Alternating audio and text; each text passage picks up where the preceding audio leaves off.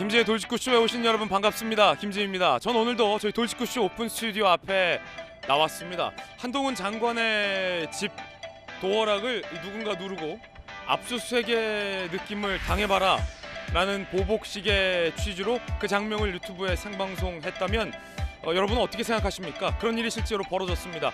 이번에도 또 더 탐사치기라 논란이 되고 있습니다. 잠시 후에 이야기 나눠보겠습니다. 그나저나 오늘 대한민국 축구 국가대표팀 운명의 가나전이 있습니다. 이번에 느낌이 좋은데요. 승리할 것이라는 확신이 듭니다. 잠시 후 이야기 나눠보죠. 저는 비가 오나 눈이 오나 매일 아침 이곳에서 여러분을 기다리겠습니다.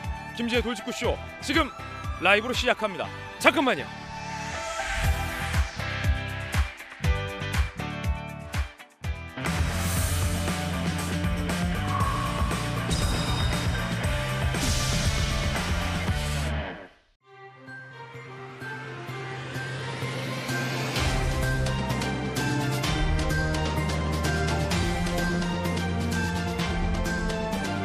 신문 읽어주는 남자입니다. 오늘 아침부터 기분이 좋은 것이 아마도 대한민국 축구대표팀 가나전이 오늘 밤인데 이길 것 같습니다. 그리고 조심스럽게 예상컨대 가나전 이기고 16강도 갈 것 같습니다. 근거는 없는데 그냥 느낌이 그렇습니다. 우리 대한민국 온 국민 힘을 모아서 축구대표팀에게 응원을 보내줘야 할 것 같습니다. 오늘 조간신문 4가지 키워드 준비되어 있습니다. 함께 보시죠. 먼저 첫 번째 키워드부터 공개하겠습니다. 첫 번째 키워드는 이겁니다. 부담. 동아일보가 일면에 쓰고 있는 뉴스입니다. 함께 보시죠. 종부세 1주택자 32%가 그러니까 주택이 하나인데 그 주택에 살고 있고 그러면서 종부세를 내는 분들이 32%가 저소득층이다. 연소득 2천만 원 이하다. 자, 문제가 있죠. 저소득층에게 월 수입, 연수입이 얼마 안 되는데 이 집 하나를 보유하고 있다는 이유로 종부세까지 낸다면 부당하겠죠. 은퇴자 세부담 가중 현실로 드러났다. 동아일보 보도하고 있습니다. 52%가 연소득 5천만 원 이하라는 겁니다. 기재부도 조세 불복 등 불만이 커지고 있다라고 스스로 인정하고 있는 대목입니다. 예전에 누군가가 세금 제도와 관련해서 거위의 털 뽑듯이 라고 이야기를 한 바 있었습니다. 당시에도 많은 논란이 돼 있는데 그만큼 정교하게 조세 제도는 설계가 돼야 한다는 반증입니다. 이어서 두 번째 키워드 살펴보시죠. 두 번째 키워드는 이겁니다.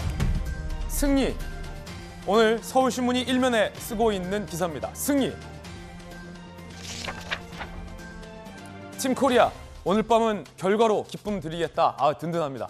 벤투 감독은 가나전 목표는 승리다 라고 밝혔습니다. 승리뿐이 없다. 이번엔 무승부도 없다. 사전에 패배란 없다라는 거죠. FIFA 랭킹도 가나보다 우리가 우위에 있습니다. 물론 가나는 강팀입니다. 무시해서는 안 됩니다. 하지만 우리의 전력이 한 수 위라는 평가가 많습니다. 손흥민 선수의 컨디션도 좋아 보입니다. 지난번 0대0 무승부로 비겼습니다. 그렇기 때문에 오늘은 우리가 이겨놔야 16강을 진출할 수 있습니다. 그래야 유리해집니다. 화이팅입니다. 다음 키워드 살펴보시죠. 세 번째 키워드는 뭘까요? 바로 이겁니다. 전열을 재정비한다. 예, 그 전열 맞습니다. 경향신문입니다. 누가 전열을 재정비하고 있을까요? 이재명 대표 측입니다. 검찰 소환 초읽기다. 경향신문 이렇게 분석했습니다. 연내에 소환 조사 불가피하다라는 전문가들의 예상도 있습니다. 이재명 대표는 당내 결속을 다지며 전열을 정비하고 있다. 경향신문입니다. 전열 정비에 나섰다라는 것은 전열이 정비가 안 됐다라는 반증이기도 합니다. 민주당 내부에서 이재명 대표 후임에 대한 이야기도 많이 나온다라는 보도도 많습니다. 잠시 후에 이야기 나눠보겠습니다. 소위 비이재명계의 동향이 점점점 커지고 있다라는 관측입니다. 이어서 다음 키워드 살펴보겠습니다. 네 번째 키워드입니다. 네 번째 키워드는 이겁니다. 추락. 안타까운 사건입니다. 조선일보 일면입니다. 산불 예방에 나섰다가 헬기가 추락해서 5명이 사망했습니다. 사진 보시는 것처럼 27일 사고로 추락한 헬기입니다. 1975년에 미국에서 제작된 노후기종입니다. 강원 양양에서 산불 예방 계도 방송 중에 추락을 했습니다. 70대 기장 등 탑승자 모두 사망을 했습니다. 안타까운 사건입니다. 사망한 희생자들의 명복을 위해서 저희 또한 기도하겠습니다. 지금까지 신문 읽어주는 남자였습니다.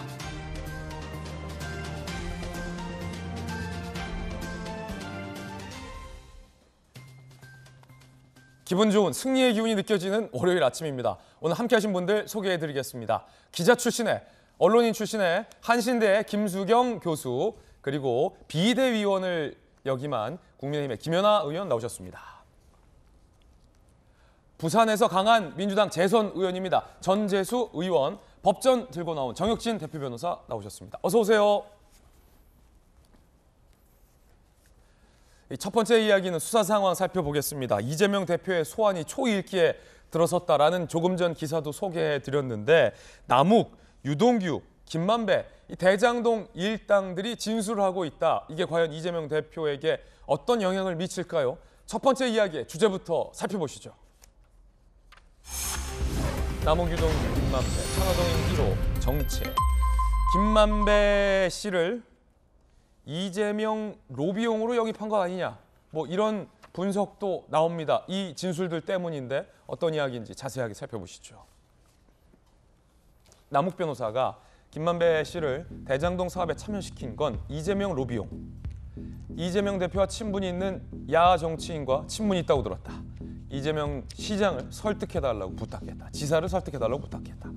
김만배를 애초에 영입한 것 자체가 이재명 지사, 이재명 시장 로비용이었다라는 남욱 변호사의 진술이 나온 겁니다. 이재명 대표가 사업 허가를 안 해줘 협상이 시작됐다.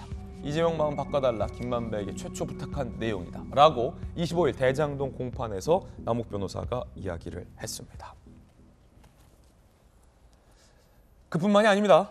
남욱 변호사와 유동규 씨가 증언이 일치하고 있다는 이야기 많이 나왔는데, 공판에서도 증언이 합치됐습니다. 함께 보시죠.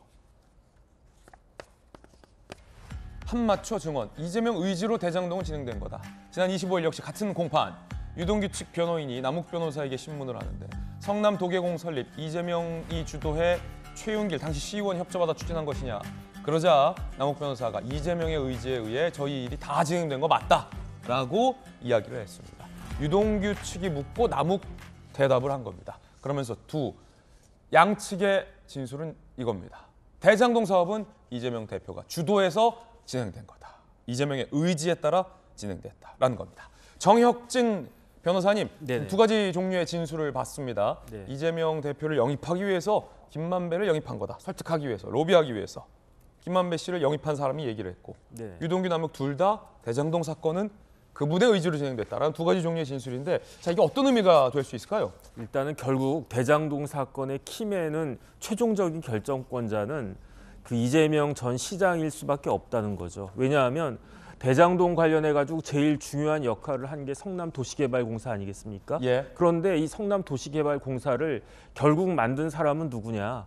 이재명 전 시장 아니었겠습니까? 그 다음에 성남도계공이 만들어질 때 조례가 만들어졌었고요. 정관도 만들어졌었는데, 제가 여러 번 말씀드렸다시피 중요한 사항은 사장이 결정한 게 아니고 다 시장한테 선 보고하고 후조치하도록 그렇게 되어 있었단 말이죠.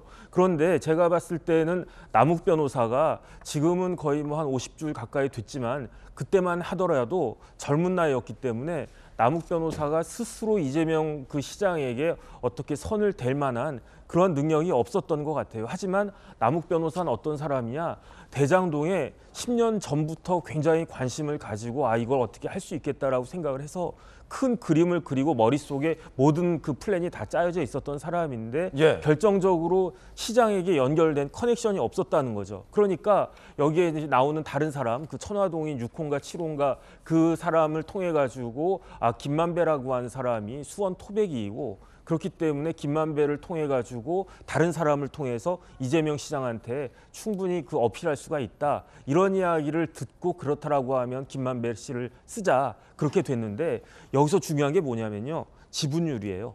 2014년 12월 달에 뭐가 설립이 됐냐면 서판교 자산관리가 설립이 됐었단 말이에요. 우리 지난번에 이야기했던 것처럼 그때는 남욱의 지분율이 45%라고 그랬었어요. 그런데 이제 2015년 그 다음에 2월 달에 그 시작이 될 때는, 화천대유로 시작이 될 때는 남욱의 지분율이 45%에서 35%로 줄어들었다가 24.9%까지 최종적으로 줄어들었단 말이에요. 그러니까 반발을 했겠죠. 그런데 그 사이에 늘어난 게 누구냐면, 어떤 것이 늘어났느냐면은 김만배 씨의 지분율이 늘어난 거예요. 김만배 씨의 지분율이 50%까지 늘어났거든요. 그런데 뭐 실질적인 김만배 지분율이 24.5%다, 12.75%다 이런 여러 가지 이야기가 있는데 그 제가 봤을 때는 그 김만배 지분율이 만약에 12.25%다라고 하면은 그게 50%의 4분의 1이거든요.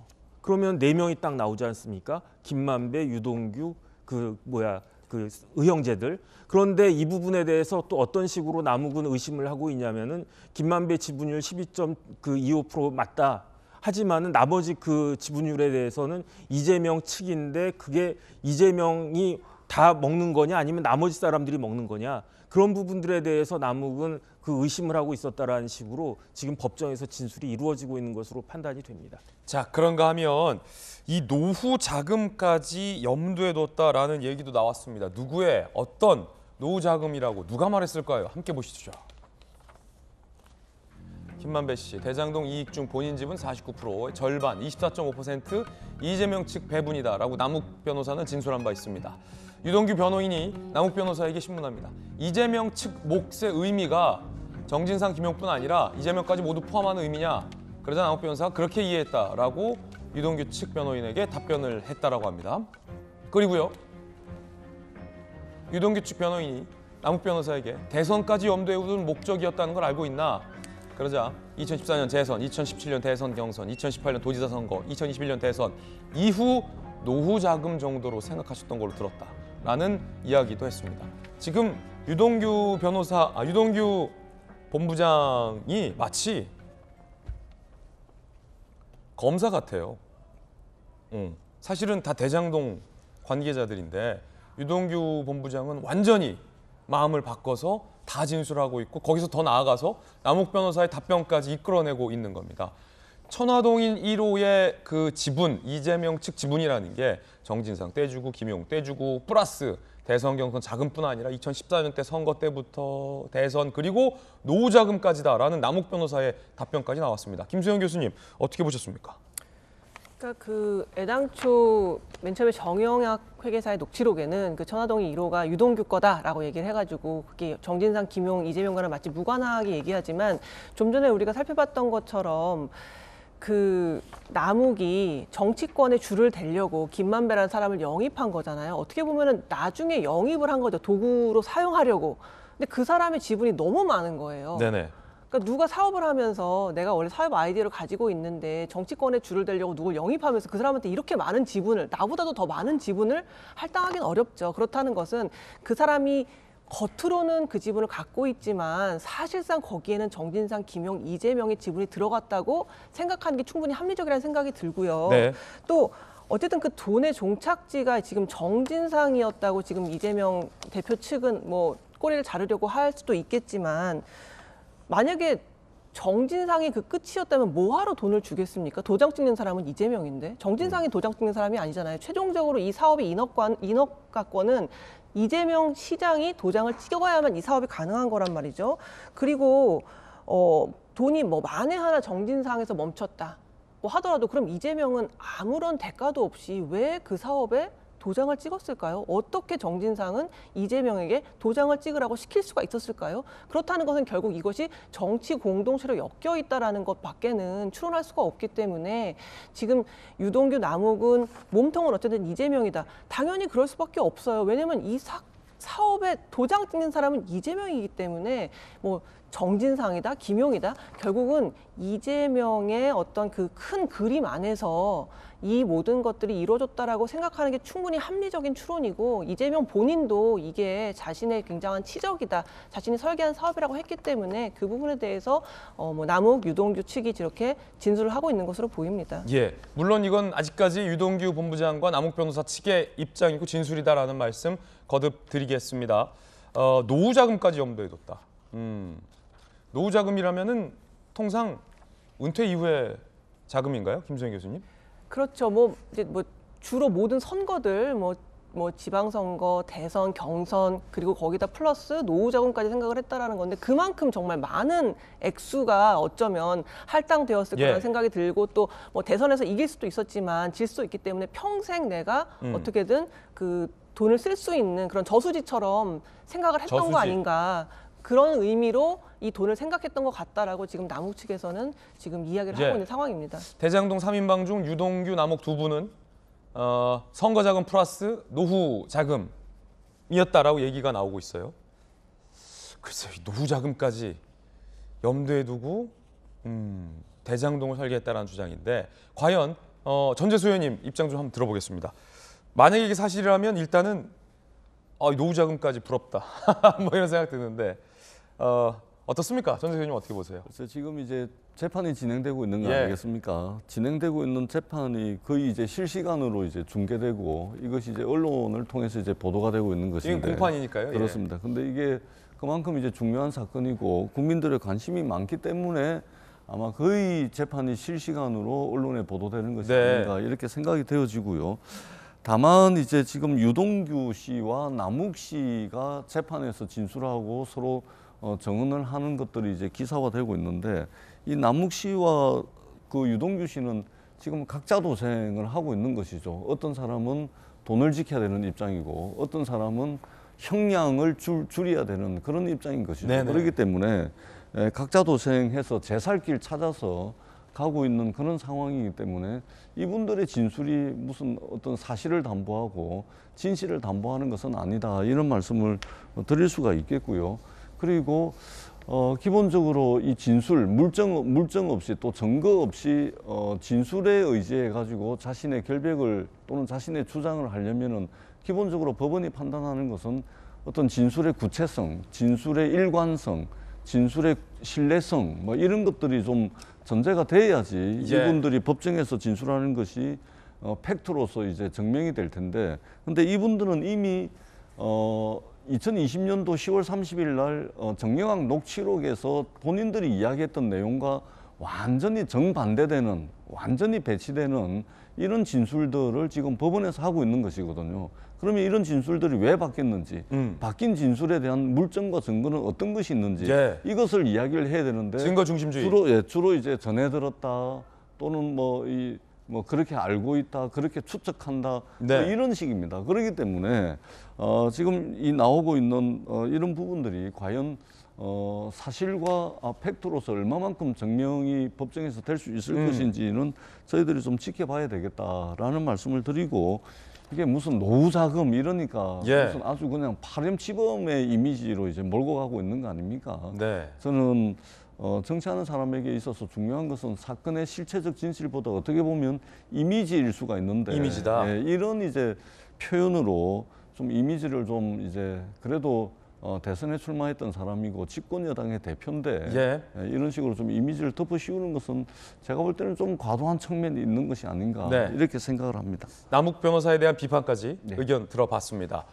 노후자금, 선거자금에 이어 노후자금, 천화동인 1호의 지분, 내 용도는 그거였다라고 유동규 씨 측과 남욱 변호사는 이야기했고 이에 대해서 전재수 의원의 의견까지 전해드렸습니다. 진술이 엇갈리고 있긴 했습니다.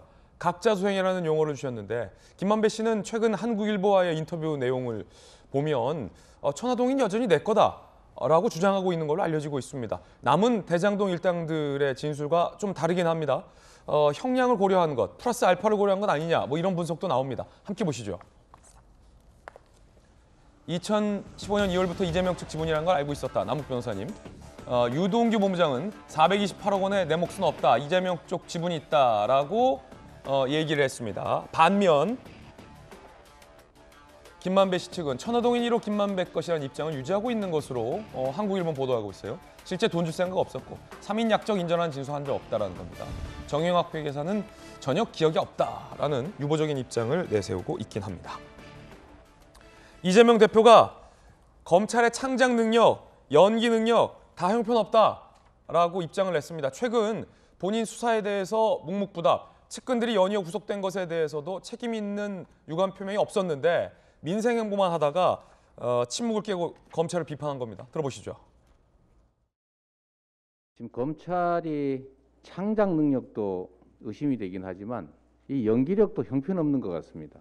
연기도 적절히 해야지 이 연기 능력도 엉망인데다가 이런 식으로 계속 계좌를 털다 보면 계좌 다 달아 없어질 것 같습니다. 검찰이 수사를 해야지 쇼를 해서야 되겠습니까? 언제든지 털어보십시오. 창작 능력, 연기 능력 다 형편없다. 그러니까 아예 조작을 한 거다라는 기존의 입장을 되풀이한 겁니다. 이재명 대표의 계좌와 가족의 계좌 추적에 나선 것을 두고 염두한 발언 같습니다. 자, 글쎄요. 김연아 의원님 어떻게 들으셨습니까? 이재명 대표님은 이게 연기로 보이십니까? 아, 이게 연기로 보이시냐? 네. 국민들은 진짜 이 연기 같았으면 좋을 만한 상황이 점차 현실로 드러나고 있는 이 수사의 퍼즐을 보면서 정말 경악을 금치 못하는데요. 소망을 얘기하신 것 같아요. 국민들은 이게 정말 그냥 영화의 한 장면이었으면 좋겠다. 이런 생각을 하고 계신 거라고 저는 생각합니다. 이재명 대표가 이제 조금씩 앞에 우리가 얘기한 것처럼 전열을 가다듬는 모습, 또 그동안 침묵을 깨고 발언을 함으로써 본격적인 수사에 준비하고 있다는 모습을 드러내고 있습니다. 지금 김만배 씨의 사실 쓸모가 하나둘씩 드러났는데요. 결국 김만배 씨는 남욱 변호사가 오랫동안 공들여왔던 그 대장동 사업에 이제 개발 사업의 인허가에 대한 걸림돌이 드러나자 그걸 해결하기 위해서 정관계에 로비를 하기 위해서 영입한 인사라는 것이 드러나고 있습니다. 근데 김만배 씨가 화장실 갈 때와 나올 때의 마음이 변하고 있네요. 처음에는 인허가를 조건으로 그 많은 배당을 했다는 건 사실상 우리가 믿기가 어렵습니다. 그런데 그랬겠죠. 이걸 네 이름으로 갖고 있다가 나중에 나눠주게 되면 너는 이익을 받을 수 있어 라고 해서 이제 참여를 했는데 지금 대장동이 다 드러나고 거기에 정치권이 연루됐다는 얘기가 나오면서 저는 계산이 복잡해질 거라고 생각합니다. 그냥 내 거라고 하면 진짜 내 거가 되나? 그동안은 내 이름만 빌려준 거였는데 가만히 있어 보니까 지금 이대로 버티면 이 돈이 다 자기 것이 될 수 있다라고 하는 일종의 저는 욕심이 발동을 했고 거기에 김만배 씨는 검찰이 작년과는 다르게 올해는 여러 가지 물증과 새로운 사실을 내놓고 있는데 그 사실과 견주었을 때 내가 얼마만큼 버틸 수 있을까? 내가 이 입장을 계속 고수하면 이 돈이 다 내 돈이 될 수 있을까? 라고 하는 복잡한 계산에 들어간 것 같고요. 저는 김만배 씨는 여태까지 보면 이분에게 있어서는 돈이 정이었던 것 같습니다. 결국 돈의 규모에 따라서 움직일 거라고 보고 있고 앞으로의 검찰과 또 남욱, 유동기 씨와의 이런 어떤 진술, 공방을 통해서 결국 돈의 흐름이 가장 많이 가는 쪽으로 김만배의 발언이 갈 것이라고 조심스럽게 예측을 해봅니다. 예, 김연아 의원님의 의견도 들어봤습니다. 그런가 하면 최근에 친이재명계 의원들의 좌장격인 정성호 의원이 정진상, 김용은 심부름꾼에 불과하다라는 발언을 했는데 그래서 여당에서는 그 정성호 의원의 발언을 이렇게 비판을 했습니다. 함께 보시죠. 정성호 의원 방어 나섰지만 자책골이 됐다. 정치적 공동체 우두머리가 이재명 대표라고 느낌표 찍는 것에 불과하다. 정성호, 김용은 심부름꾼에 불과하다. 라는 정성호 의원의 발언이 오히려 몸통은 우두머리는 이재명 대표다. 라는 것이다. 라는 의견이에요. 검은 돈의 종착지. 심부름꾼이 아니라 이재명 불법 정치자금이고 대장동 곰탕이라는 것만 확실해졌다. 라고 여당에서는 비판을 하고 있습니다. 민주당에서도 신경민 민주당 의원이 이런 얘기를 했습니다. 좌우팔들이 구속된 이 시점에서 이재명 대표 이후를 생각하는 사람이 늘어난 건 확실하다. 이 말은 이재명 대표 이제 곧 내려와야 될 것 같다. 라는 의미로 받아들여지기도 하고 있답니다. 들어보시죠. 좌우 팔들이 지금 일단 구속이 됐고 또 기소가 됐고 앞으로도 본인 수사가 지금 뭐 진행이 이미 되고 있고 그렇기 때문에 이재명 대표 이후를 생각하는 사람들이 늘어나는 건 확실하고요. 이재명 대표나 그 측근에 있는 사람들이 이런 움직임을 예의주시하고 차단해야 되겠다라는 생각을 하겠죠. 이재명 대표 이후를 생각하고 있는 사람이 는다라는 말이 상당히 의미심장해 보입니다. 자, 그런가 하면 경기도와 쌍방울 관련된 내용도 오늘 보도되고 있는데 황제 도피 중인 것으로 보도가 되고 있는 김성태 전 쌍방울 회장이 마닐라에서 수억 대 도박을 한 것 아니냐라는 의심 섞인 보도가 나왔습니다. 아직은 확실하다고 단정 지을 수는 없지만 일단 보도 내용 소개해드리겠습니다. 황제도피 김성태 마닐라서 수억대 도박. 조선일보 보도에 따르면 김성태 전 쌍방울 회장이 횡령 등의 비리, 이재명 대표 변호사비 대납 의혹 관련해 지난해 6월 해외 도피 나섰는데 유명 리조트에서 생활 중 고급 유흥업소 여성 종업원을 호출했다라는 보도도 나왔고 선호하는 김치. 이거 진짜 이건 볼 때마다 놀랍습니다. 선호하는 김치, 횟감, 한식 공수 호화 도피 생활했다라는 보도도 나왔습니다. 선호하는 김치라면은 김치의 종류를 말하는 걸까요? 아니면 익힘의 종류를 말하는 걸까요? 아니면 김치 브랜드의 종류를 말하는 걸까요? 모르겠습니다. 필리핀 마닐라 등 카지노 수차례 방문했다. 수억 원대 도박 정황이 포착됐다라는 의혹이 오늘 조선일보 보도로 알려졌습니다. 아직 의혹 단계입니다. 확실치 않습니다. 출국 당시 갖고 있던 거액의 도피 자금, 검찰은 도박 자금 등에 사용한 것 아니냐라는 판단을 했다라는 보도 내용입니다. 정익진 변호사님, 네. 왜 안 잡아옵니까?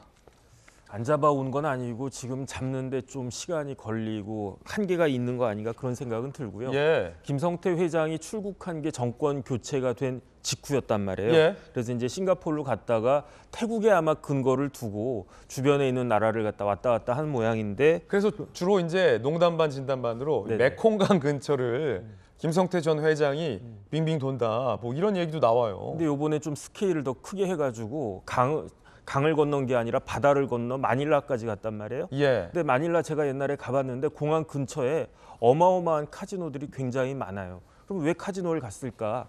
그 김성태 회장 자체가 2006년도에 불법 도박장을 운영한 적도 있고 하기 때문에 도박에도 이제 뭐 여러 가지 조회가 있을 수 있지만 제 생각에는 불안하다. 왜냐하면 초조하고 불안하다. 예. 시간이 가지를 않는다. 이럴 때는 골프를 쳐도 그 골프도 못 쳐요. 불안하니까. 불안하면 이게 몸에 힘이 들어가서 네네. 골프를 잘 못 친다고 하더라고요. 네네. 힘을 빼고 쳐야 되는데. 이럴 때 시간을 그냥 아무 생각 없이 시간을 보내기에 제일 좋은 게 그게 이제 불법 카지노 같은 도박이다라고 하는데 제 생각에는 이제 매도 빨리 맞는 게 낫거든요. 그러니까 김성태 회장님 빨리 오셔가지고 이왕 맞을면 그냥 빨리 예. 맞고 그냥 국민들한테 좀 속 시원하게 해주시는 것이 어떨까 싶습니다. 많은 사건 해보셨잖아요. 특히 이제 범죄 피의자 신분이고 만약에 이렇게 도피 중인 상황이라면 이럴 경우에도 매를 빨리 맞는 게 낫습니까? 아니면 이왕이면 늦게 맞는 게 낫습니까? 제 학창 시절 내내 늘 풀리지 않는 난제였어요. 빨리 맞는 게 나을까? 끝에 맞는 게 나을까? 아니 생각해 보세요. 우리 때는 중간고사, 기말고사 때 성적 안 나오면 선생님이 때렸거든요. 예. 그러면 이렇게 주르륵 해가지고 있을 때 먼저 맞는 게 낫습니까? 애들 다 맞고 있는 거 보고 맨 마지막에 맞는 게 낫습니까? 먼저 맞는 게 낫거든요. 뒤에 있을수록 이 매 맞을 때마다 이 공포감이 커져요. 그렇죠. 근데 나중 되면 좀 힘 빠지긴 하더라고요, 선생님. 그다음 또 이런 것도 있어요. 선생님들이 예. 막 때리다 보면 더 열받아가지고 예. 더 세게 때리는 경우도 있거든요. 요즘은 뭐 그런 일 없고 꽃으로도 때려서는 안 됩니다만 아주 옛날 예정 얘기죠. 저희 때는 그렇게 맞았거든요. 예. 그다음에 이게 지금 빨리 들어와가지고 협조를 하면 장량 감경이 될 여지가 커요. 그것 때문에 그렇군요. 네네. 그런데 끝까지 개기다가 그 끌려 들어오면은 계기간이요, 변호사님. 지금 아침 생방송 중에. 네, 모양도 안 좋고 예. 본인한테도 좋지 않을 거 아닌가 네. 싶습니다. 순화해 주십시오. 계기나 말고 네네. 버티다 뭐 이런 걸 순화해 주십시오. 알겠습니다. 우리 정익진 변호사님의 개인적인 분석까지 들어봤습니다. 거듭 말씀드리지만 이 도박했다라는 의혹은 장소가 워낙 바다 건너 마닐라기 때문에 조선일보 보도를 했지만 과연 사실인지 여부는 좀 따져봐야 한다라는 말씀 다시 한번 높아심에 드리겠습니다. 자, 첫 번째 이야기 전해드렸습니다. 이번엔 저희가 준비한 두 번째 이야기인데 야, 이거 뭐 황당한 일이 벌어졌습니다. 일단 주제부터 공개하죠. 대통령의 반박, 한동훈 집 생중계. 저 사진 한번 보십시오. 한동훈 장관의 집을 누군가가 현관문 앞까지 찾아와서 도어락까지 누르며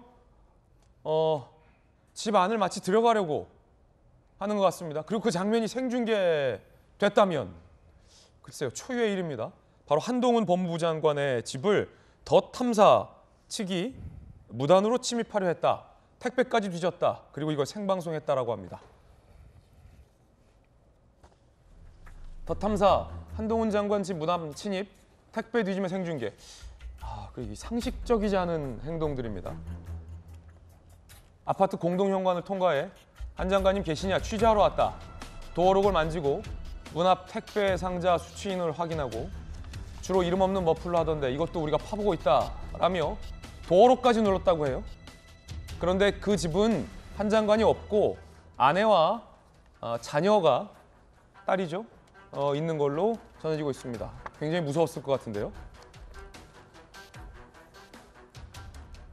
해당 과정은 유튜브로 생중계했습니다.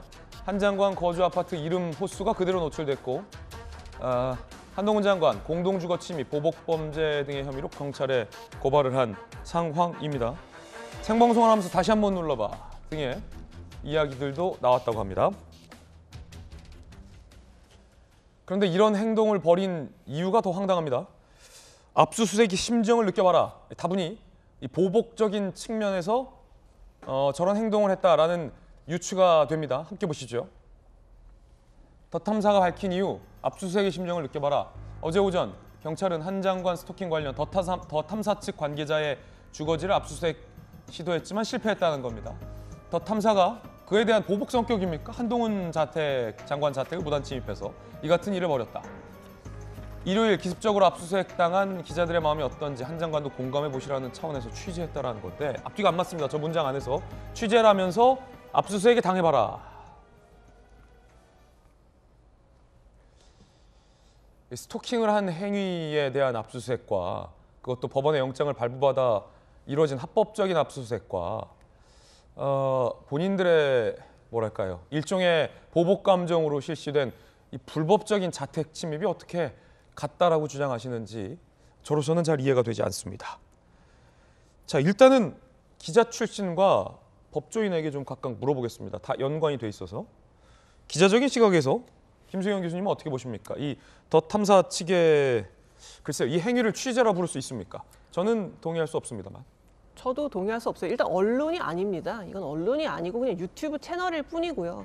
그렇기 때문에 당연히 취재도 아닙니다. 그리고 만약에 그런 게 취재라면 저도 오늘 당장 유튜브 채널 하나 열어가지고 뭐 시민 언론이라는 이름을 붙인 다음에 제가 뭐 이재명 대표 집 앞에 가가지고 문 두들기고 시건장치 풀려고 하고 하면 그게 취재가 됩니까? 그건 절대 취재라고 할 수가 없고요. 이건 스토킹이라고 할 수 있고 이거는 뭐 진보 보수를 떠나서 그냥 야만 비야만의 어떤 일이라고 생각해요. 좀 야만적인 일이잖아요. 말도 안 되는 게 압수수색 느낌을 너도 당해봐라라는 마음으로 지금 집에 찾아갔다라고 하는 건데 법원이 적법하게 발부한 압수수색 영장을 집행하는 거랑 어떻게 이런 식으로 폭력을 행사하는 게 같다고 할 수 있는지 이거는 법원을 모독하는 거라고 할 수가 있고요. 또 도대체 왜 이러는가 이들이 도대체 왜 이러는가를 생각해 보면 결국은 클릭 수예요. 돈을 벌기 위한 거죠. 어쨌든 이렇게 보여주면은 클릭 수가 막 올라갈 거 아니에요. 조회수가 높아지고 그렇게 되면은 결국 저번에 떡볶이 먹방으로 문제가 됐었잖아요. 떡볶이를 많이 팔 수 있게 되는 거예요, 결국. 그때 떡볶이 먹방이 문제가 됐던 게 가장 조회수가 높고 클릭수가 높은 이태원 참사로 돌아가신 분들의 명단이 공개되는 그 순간 직후에 떡볶이를 팔았단 말이죠. 아주 악질적이라고 할 수 있거든요. 예. 저는 자본주의가 나온 괴물이라고 생각해요. 슈퍼챗이 날라오죠. 이런 식으로 이제 가서 현장에서 막 보여주고 심지어 한 장관이 살고 있는 동호수까지 그대로 노출했거든요. 이건 좌표 찍는 것일 뿐만 아니라 결국은 돈 벌자고 하는 것인데 정말 이 사람들이 이제 본인들이 시민 언론이다라는 얘기를 하는데 언론의 이름도 더럽힐 뿐만 아니라 전 시민의 이름도 더럽힌다고 생각해요. 이건 정말 시민 언론도 아니고 언론도 아니고 그냥 떡볶이 장사하기 위한 자본주의 괴물인데 결국 이 매체가 어떤 매체냐면 김의겸 대변인이 협업했다고 말했던 바로 그 매체거든요. 예. 그러니까 김의겸 의원은 도대체 누구랑 협업했었는지는 알고나 얘기를 하는 건지 모르겠어요. 이건 정말 매체도 아니고 이런 야만적인 행태는 정말 당장 중단해야 되고 법으로 절대 못하게 해야 되고 그때 이미 떡볶이 먹방을 할 때부터 이 매체는 죽은 거나 마찬가지예요. 이걸 어떻게 언론이라는 이름으로 말할 수 있겠습니까? 정말 대단히 잘못되고 법적으로 아주 강하게 제재해야 되는 문제라고 저는 생각합니다. 예, 기자 출신의 김수경 교수님의 의견이었습니다. 자, 그럼 법조인의 시선으로 봤을 때 이 행동에 문제는 없습니까? 일단은 저도 궁금했어요. 네네. 더 탐사라고 하는 데가 그 언론인가 아닌가. 그래가지고 제가 찾아봤더니 그 인터넷 신문이더라고요. 그러니까 신문법상에 인터넷 신문, 거기 이제 인터넷 신문은 등록만 하면 되거든요. 그래서 법적으로는 언론이라고 할 만하다라고 생각이 되고요. 인터넷 신문이니까. 예. 그렇기 때문에 거기에 소속되어 있으니까 기자라고도 할 만한데 그런데 제가 좀 이상하다고 생각하는 건 아니 기자면 기자같이 해야지 왜 압수수색 영장을 갖다가 뭐 그 실행하는 것처럼 저기서의 그 행동은 기자가 아니고 검사나 아니면 검찰 수사관 같은 역할을 스스로 코스프레하는 건지 모르겠지만 하는 것 같다라는 생각이 들고요. 네. 그런데 결정적인 차이는 검사가 압수수색할 때는 영장을 통해서 하는 거거든요. 법원의 영장을 통해. 그런데 저 사람들은 그 검찰 수사관도 아니고 영장도 없이 사적으로 어떠한 보복을 하려고 하는 거니까 굉장히 죄질이 안 좋다. 그렇기 때문에 여기에 대해서는 그 주거침입죄가 성립할 텐데 그냥 주거침입죄가 아니고요. 예. 제가 딱 보니까 남자 셋에 여자 한 분이 있는데 저걸 찍은 사람들이 한두 명 있으면 한 대여섯 명 정도 들어갔다는 이야기예요. 예. 우르르.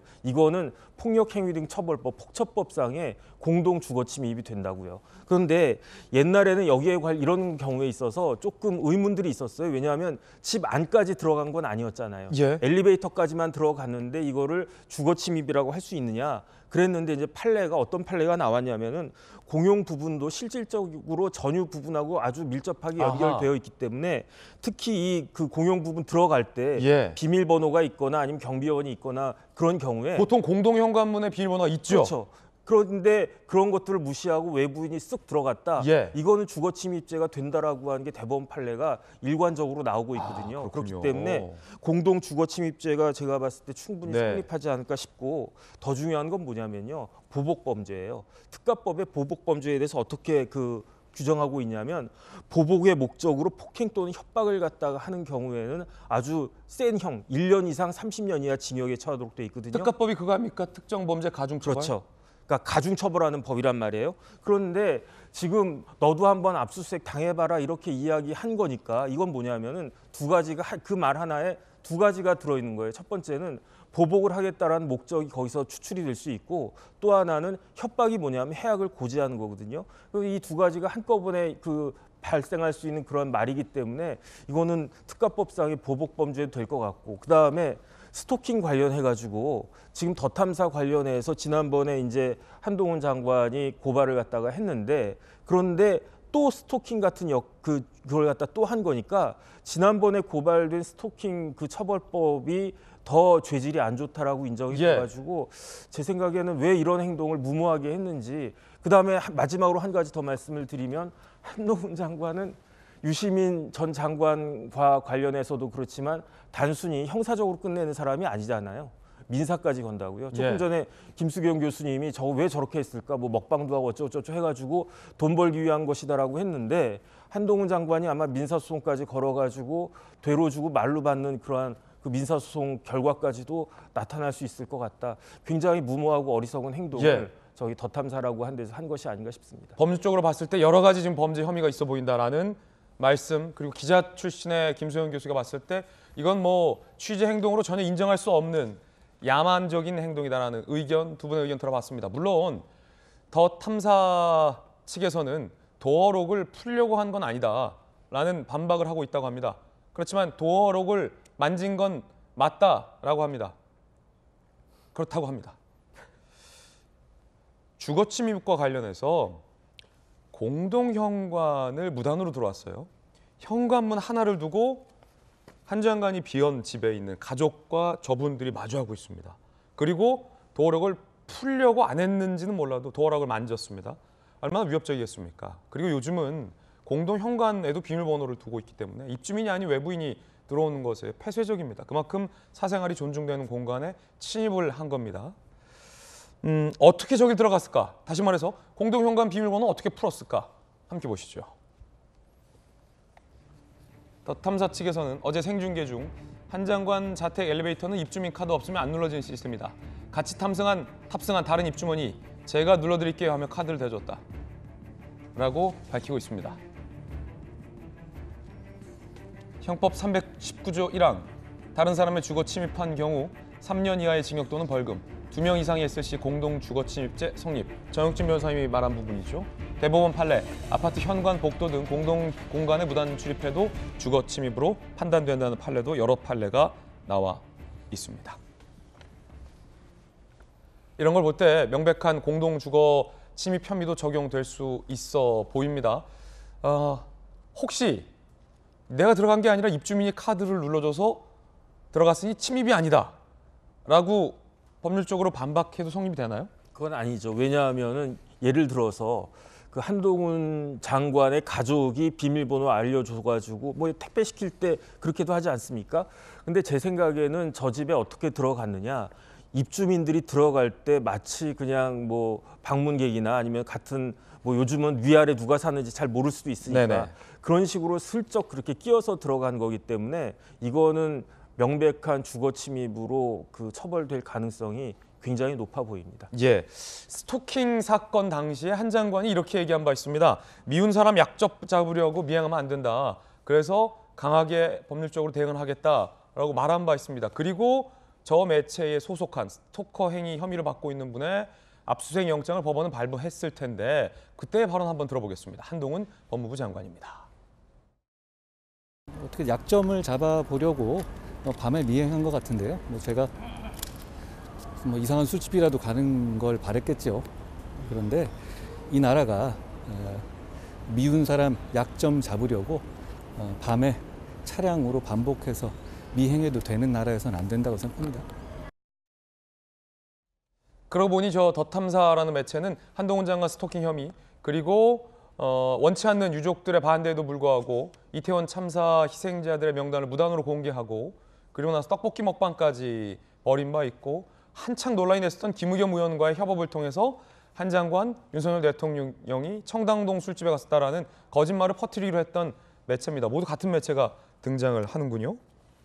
그런데 또 보도되고 있기로 이 매체가 25일에 채용 공고문을 냈는데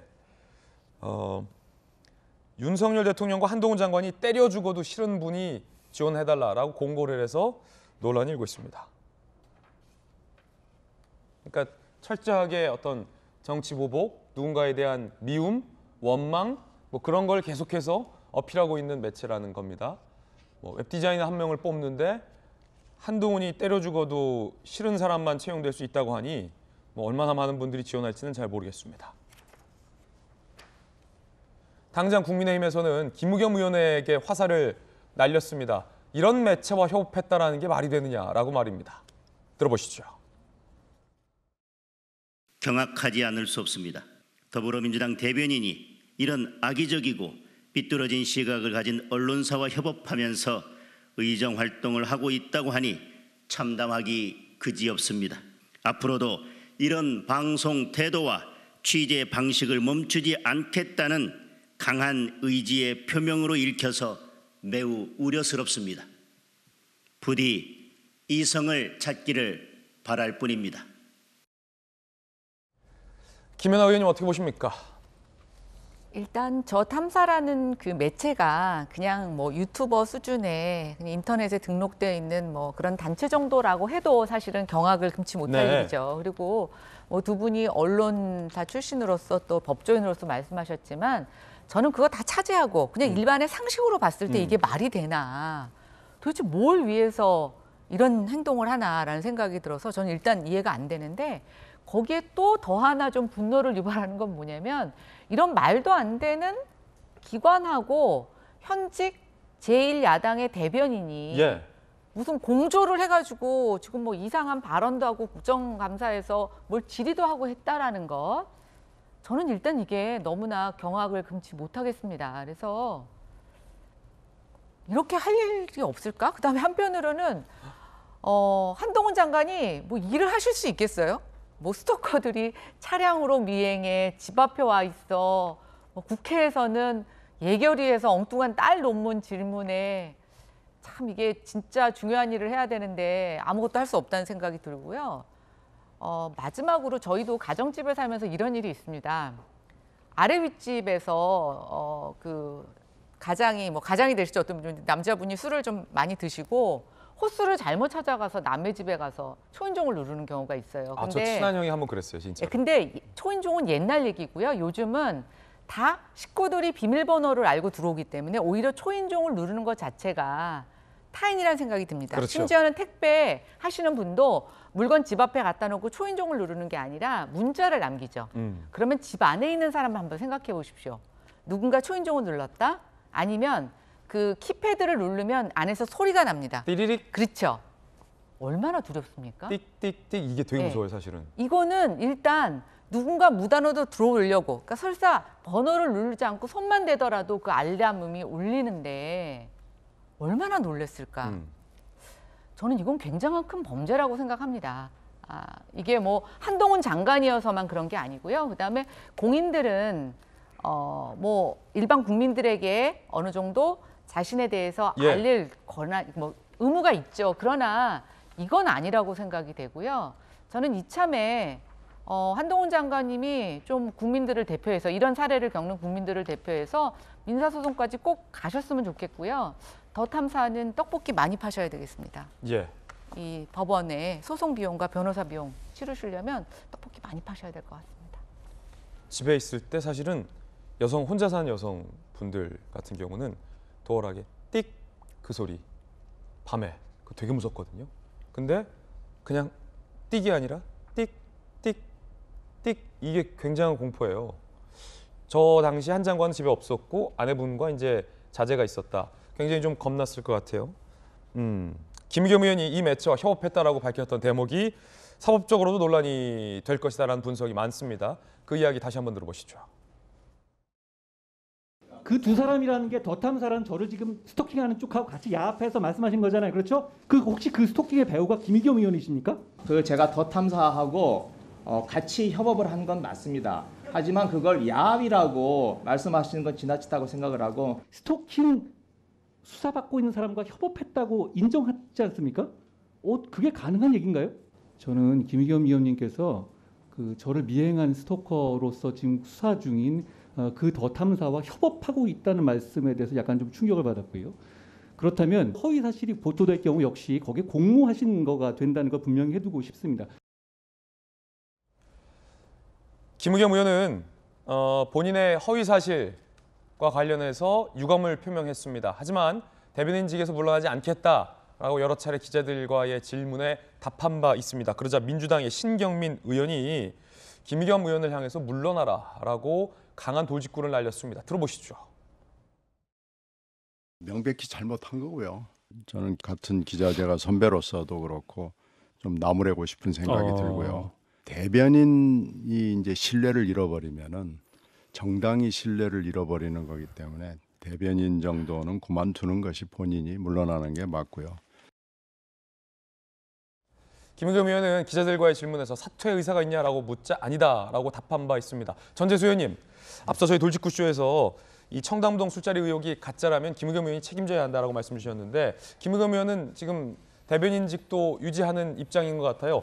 대변인 계속 해야 됩니까? 어떻게 보십니까? 그러니까 이게 지금 이제 더 탐사의 어떤 취재 행태를 보게 되면은 이게 어떤 좀 극단적인 어떤 분노에 좀 이제 좀 잡혀 있는 느낌이잖아요. 네. 예를 들면 윤, 한 등이 때려 죽어도 싫으신 분, 때려 죽어도 싫으신 분.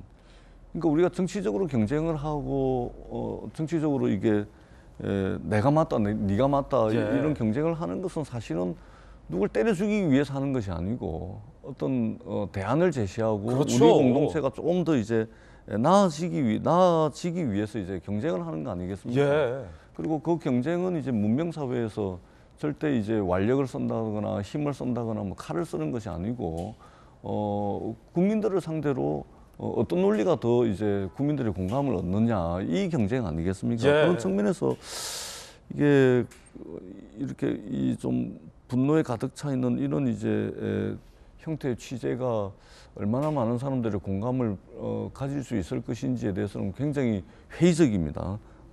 그리고 이렇게 이제 양극단이 이렇게 치닫다 보니까 지금 정치권도 마찬가지입니다.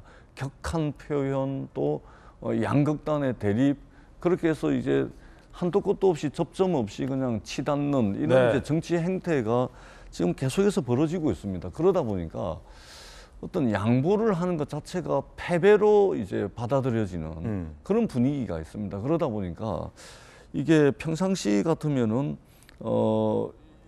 사과를 할 정도의 어떤 팩트 확인 없이 이 국회에서 이제 발언을 하거나 그러면은 평상시면은 당연히 이제 책임을 지고 대변인직 사퇴를 하고 예. 하는 것이 정상이지만 지금처럼 이제 격한 대립과 갈등이 지금 정치권을 지금 사로잡고 있기 때문에 이게 대변인직을 지금 사퇴하는 것이 패배하는 것으로 이제 받아들여질 우려를 그런 걱정을 이제 하는 것 같습니다. 그렇군요. 그러다 보니까 이제 그런 결정을 이제 못 하는 것 같고 저는 우리 정치권이 정말로 조금 좀 이게 좀 양극단의 격한 표현이라든지 극한적인 대립이라든지 이런 것들을 좀 넘어서는 이런 노력들을 저는 여야를 막론하고 저는 좀 해야 될 필요가 있다 이렇게 생각을 합니다. 예, 그 말씀인즉슨 상식적이라면 김의겸 의원이 대변인직에 사퇴하는 게 맞다 이 말씀이신 겁니까? 지금 이 그 여의도 정치권이 지금 너무 이게 격한 대립과 갈등 속에 있습니다. 예를 들면 야당은 어떻게 지금 이 전국을 보고 있냐면 예를 들면 옛날에 대검찰청의 중앙수사부가 해체가 되고 난 뒤에 이게 대한민국의 특수수사 역량이 지금 서울중앙지검에 다 집중이 돼 있거든요. 그러면 서울중앙지검에 공공수사부 1, 2, 3부가 있고 반부패수사 1, 2, 3부가 있는데 이 6개 부서에 검사가 한 50명 됩니다. 그리고 검찰수사관이나 실무관들까지 합하면 한 150명 정도 되는 인력이 전부 야당 관련 수사만 하고 있습니다. 예. 이러다 보니까 야당은 이건 야당 탄압이다. 이것은 공정한 수사가 아니다. 이렇게 이제 판단을 하고 그러다 보니까 이러한 기본적 인식에서 지금 이제 양극단, 극한 투쟁을 하고 있는 상황입니다. 그러다 보니까 손톱만큼의 어떤 양보 이런 것도 곧바로 패배로 이제 이제 받아들여질 가능성들이 많기 때문에 이 정치권이 여야를 막론하고 지금 한 발도 물러서는 모습을 보이지 않는 그런 극한 대립의 상태에 있기 때문에 좀 우리가 좀 합리적으로 받아들여질 수 있는 선택도 제대로 되고 있지 않는 되고 있지 못한 그런 여의도의 현실을 좀 반영을 하고 있는 것 같습니다. 예, 자, 그 말에 답이 다 있는 것 같습니다. 합리적인 선택, 상식적인 일들조차 민주당에서 이루어지지 않고 있다. 여야에서 김의겸 의원의 사퇴를 의미하는 것 같습니다. 그런가 하면 윤석열 대통령이 여당 지도부와의 만찬에서 이 청담 술자리 의혹과 관련된 언급이 나왔다고 합니다. 제가 사실 일찍이 저만의 취재를 통해서 윤석열 대통령은 그 노래 뭐였죠? 동백. 예? 동백아가씨. 윤 대통령이 동백아가씨 모른다. 라는 사실을 제가 취재해서 돌직구쇼 시청자분들에게 말씀드렸는데 그 얘기가 지금 회동에서 나왔다고 합니다. 함께 보시죠. 술자리 의혹 금방 밝혀질 거짓말. 도어 스태핑 준비하려면 새벽 5시에 일어나 조간신문 다 봐야 하는데 무슨 3시까지 술 마시겠냐. 그리고 동백아가씨 모른다. 그 노래를 모른다. 이 얘기를 정진석 비대위원장, 주호영 원내대표 등 국민의힘 지도부에게 이야기했다라고 합니다. 동백아가씨 불렀다는데 그게 무슨 소리인지 모르겠더라. 한 장가가 오래 일했지만 술을 마시지 않고 한 번도 2차 술자리 가는 거 본 적 없다. 자, 김수영 교수님, 자, 이 취재는 한 요 정도 취재를 해야 그래도 또 정확하게 취재하는 거 아니겠습니까? 동백아가씨를 대통령은 모른다. 굉장한 취재 아니겠습니까? 그렇죠. 그 아주 김진 앵커가 이 정도 팩트 체크는 해야 당연하죠. 비로소 이제 이야기를 할 수 있는 거 아니겠습니까? 이 돌직구쇼 채널 A에서 아침 대표 프로를 진행하려면 사실 그 정도의 어떤 성의와 노력이 없이는 이게 이 자리에 앉기 쉽지 않습니다. 그럼요. 대통령이 동백아가씨 아는지 모르는지를 취재 정도는 해야 딱 그 말이 여기 나왔다는 거죠. 그렇죠. 예. 아무래도 이런 중요한 프로그램에 앵커 자리를 하시려면 그 정도 팩트 체크는 열심히 하실 수밖에 없을 거예요. 참 고된 자리긴 한데 어쨌든 모른다 대통령은 동백아가씨를. 그 전에 전주 의원님이신가요? 나오셔가지고 대통령은 신곡 위주로 좋아하신다. 이게 옛날 노래 물론 좋은 노래지만 잘 모른다. 이제 이렇게 얘기한 적이 있는데 어쨌든 이 발언으로 결국 한동훈 장관만 더 멋있어졌어요. 네. 2차 절대 안 가고 술도 잘 마시지 않고 그런 흐트러진 모습 같은 거 보이는 사람 아니라는 거잖아요. 그리고 대통령이 근데 그때는 검찰총장 혹은 상관이었겠죠. 상관이 2차 가자. 오늘 회식하자라고 해도 자기는 빠지겠다라고 아주 지조 있게 얘기하는 사람이라는 게 결국 괜히 이런 것만 더 드러났어요. 김의겸 의원의 그 의혹 제기 때문에. 예를 들어서 윤석열 대통령이 지금 대통령이지만 그때 수사팀장 아닙니까? 검찰은 상명하복인데 윤석열 수사팀, 야, 정훈아 오늘 수사도 수고했으니까 한잔 하자. 했는데 한동훈 당시 이제 검사는 저는 술 안 마십니다. 안녕히 계십시오 하고 갔다는 거 아닙니까? 그렇죠. 근데 그걸 누가 할 수 있냐면 실력이 있어야만 그렇게 말할 수 있어요.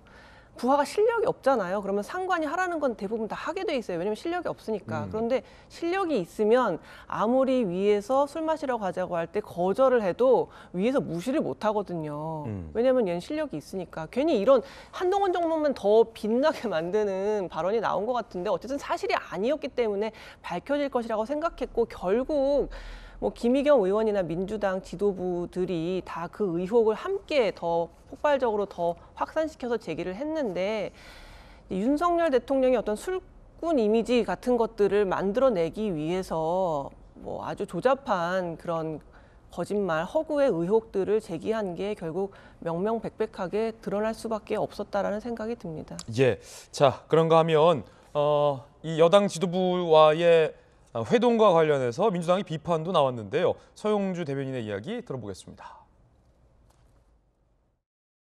협치를 포기한 정부 여당의 한가한 비밀 만찬이 한심하기만 합니다. 사진 한 장, 영상 한 편 공개하지 않은 비밀 만찬으로 진행됐습니다. 엄중한 국가 위기 상황입니다. 그런데도 한가하게 수다를 떠는 정부와 집권 여당의 태도는 기가 막힙니다. 자, 민주당의 비판도 들어봤습니다. 세간에서 김의겸 의원의 의혹 제기와 장경태 의원의 의혹 제기를 묶어서 이거야말로 김앤장이다. 김의겸, 장경태라는 말이 있습니다. 두 분 다 허위 의혹을 제기하고 제대로 된 사과를 하지 않았다라는 세간의 비판도 함께 섞여 있는 표현 같습니다. 김앤장, 아시다시피 청담동 술자리 의혹에 김앤장 변호사가 대거 동원됐다라고 얘기했지만 완전 허구 거짓말로 드러난 바 있었죠. 자, 그래서 김앤장, 이번엔 장경태 의원 이야기인데 25일 라디오에 출연해서 한 발언이 논란이 되자 장경태 의원 측이 의원이 한 발언을 조금 교정하는 일이 나왔습니다. 장경태 의원이 그 조명 의혹을 파악하기 위해 캄보디아에 사람을 보냈다라고 얘기해서 논란이 된 겁니다. 들어보시죠. 저희가 지금 안 그래도 한 분이 가셔서 캄보디아 현지에 갔습니다. 아동의 이 주거 환경도 보고 김건희 여사가 아는 그 아동 만나러 가셨다는 거예요? 알고 싶어서 이제 요청을 했습니다. 이 여러 가지 거주지를 좀 알고 싶어서 했는데 안 알려줍니다. 하다못해 제가 두루마리 휴지라도 보내드릴 수 있는 거 아니겠습니까? 구호 물품이라도 보내드릴 수 있는 건데 거주지를 알려주고 있지 않아서 그럼 김건희 여사의 이 어떤 수행 인원 그리고 소속 좀 알려달라. 이 촬영팀 누구냐 알려줬으면 좋겠습니다. 궁금합니다. 한 명을 보냈다, 한 명이 가 있다 라고 얘기를 한 겁니다. 글쎄요, 이 국민 혈세를 받고 있는 9명인가 8, 9명의 이제 보좌관 비서진 중에 한 명이 간 건지 아니면 그분들이 누군가 캄보디아에 있는 누군가 현지를 섭외했다는 내용인지는 명확치 않습니다만 조명을 쳤는지 안 쳤는지를 확인하려고 글쎄요, 하실 일이 더 많으실 텐데 라는 생각도 듭니다. 논란이 크게 되자 장경태 의원 측이 입장문을 내서 의원의 발언을 미세 조정했습니다.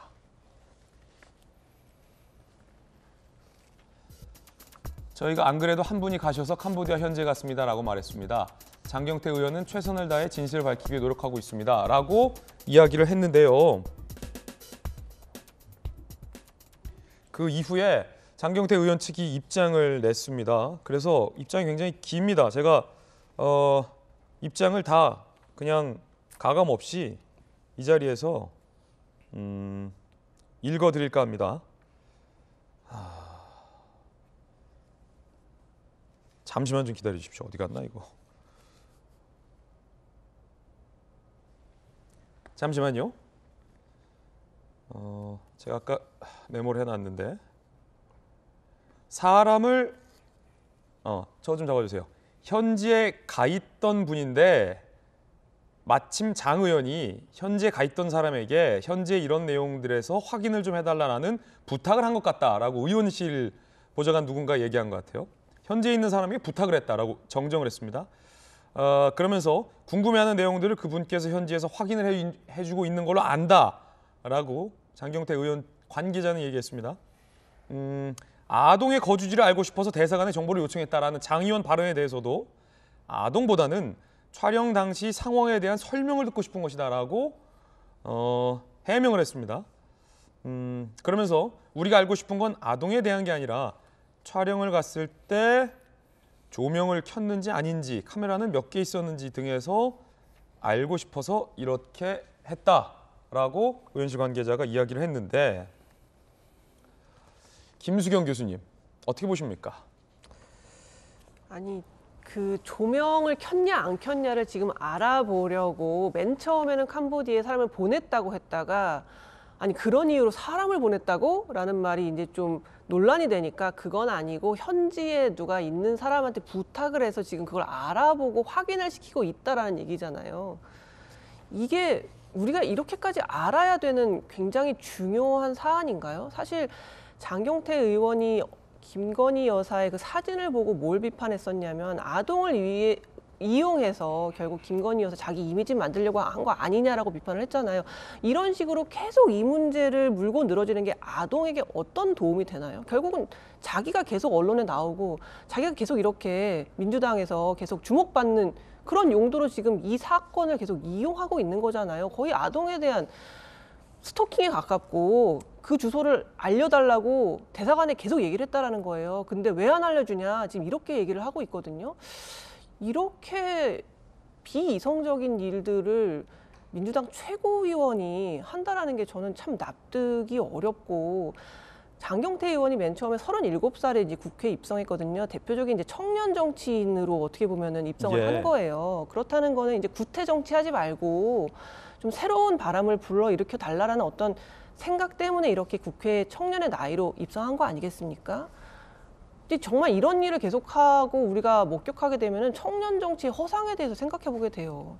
과연 함량이 되는 사람이 국회에 들어왔던 건가? 이렇게 함량 미달의 이야기들을 계속해서 반복하고, 아이 집에 찾아가려고 하고 왜 안 알려주냐고 하고, 심지어는 그 아이를 어떤 식으로 조롱했냐면, 아니 내가 주소 알면은 두루마지 휴지라도 한다 보내주지 않겠냐, 이런 식의 정말 수준 이하의 말들을 계속해서 반복하는 장경태 의원의 이러한 행위는 민주당에게 굉장히 부담이 됩니다. 제발 이 선에서 그만두시는 것이 좋지 않을까, 그런 생각이 듭니다. 예, 그러니까 이 대통령실에서 입장을 냈지만 믿지 않는 거고, 장경태 의원은 끝까지 확인하기 위해서 사람을 보냈다라고 장 의원은 얘기했지만, 이제 캄보디아에 있는 현지인을 통해서 계속 아동을 수소문하고 있다라는 거고, 주소를 알면 두루마리 휴지라도 보내주려고 했다라는 얘기인데, 이쯤에서 궁금한 게 이제 정익진 변호사님, 네네. 두루마리 휴지를 왜 장경태 의원이 보내줍니까? 뭐 집에 두루마리 휴지가 많은 거 아닌가, 저는 그 생각이 들던데요. 장경태 의원 집에요? 뭐 집에 남으니까 좀 보내주겠죠. 저는 어떤 생각이 드냐면은 조명이 없었다라고 하는 그 대통령실의 확인이 있었어요. 그런데 장경태 의원은 그것이 거짓말이라고 생각을 하는 것 같아요. 그러니까 대통령실에서, 다른 데도 아니고 뭐 장관실도 아니고 뭐 차관실도 아니고 대통령실에서 공식적으로 그런 게 없었다라고 이야기했는데도 불구하고 나는 못 믿겠다, 그러니까 나는 직접 확인을 해야 되겠다라고 이야기를 하는데, 제가 봤을 때 장경태 의원 말 자체가 사실 저는 조금 거짓말 아닌가 싶은 생각이 드는 게, 말이 그 미세하게 바뀌었단 말이에요. 사람을 갖다 보냈다라고 했는데 갔다라고 했는데, 그러면 뭐가 빠졌느냐? 제가 봤을 때는 프롬 서울이 빠졌다라고 저는 봤거든요. 그런데 그게 아니고, 그럼 누가 어떻게 가냐 확인이 들어가니까 그게 아니고 캄보디아에 있는 어떤 사람이 있는데 그 사람이 지금 알아보고 있는 거다라고 말이 바뀌었는데, 과연 캄보디아에서 그런 사람이 있어가지고 그런 행동을 지금 하고 있는지도 저는 이제 와서는 좀 의문이고요.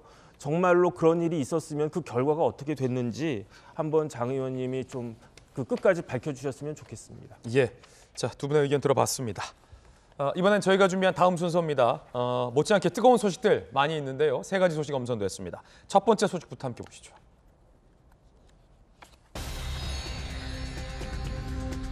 얼뜻 보면 리설주 같은데, 자세히 보면 엄마의 헤어스타일과 엄마의 패션을 그대로 따라한 딸입니다. 이번에 공개된 김주혜 양으로 이름은 추정되는데, 김정은의 둘째 딸로 추정되는 김주혜가 엄마 리설주와 똑같은 스타일로 다시 북한 매체에 등장을 했습니다. 이번에는 아빠가 어디 데려갔을까요? 지난번에는 괴물 ICBM 발사 현장 데려갔는데요. 영상으로 보시죠. 국마국 핵무력 강화에서 중대한 리정 결여되는 역사적인 중야철 양복의 시험 발사장에 사랑하는 자제분과 요사와 함께 몸소 나오시어 시험 발사 전 과정을 직접 지도해 주시며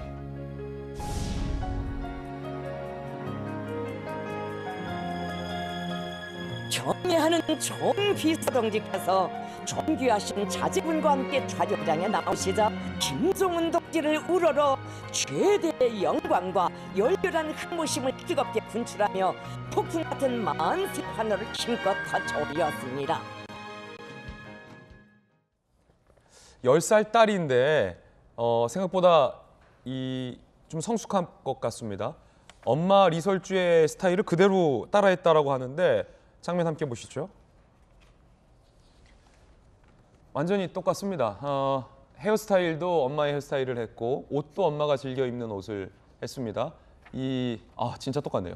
표정까지 비슷하고 헤어스타일이 완전히 똑같아서 이렇게 했습니다. 다만 이제 더 어린 10살 이제 자녀 모습이고 아빠의 얼굴이 좀 섞여 있다라는 특징이 있는데 상당히 좀 귀엽고 천진난만해 보이는데 이 자리가 어떤 자리냐면 ICBM 발사를 축하하면서 거기에 공로가 있는 사람들을 현지 시찰을 하면서 치하하는 자리에 역시 10살 둘째 딸을 엄마랑 똑같이 차림새를 해서 대동을 한 겁니다. 역시 ICBM 미사일과 관련된 장소에 사랑하는 자제분, 존귀하신 자제분이라고 북한 매체가 표현을 했습니다. 데려간 겁니다.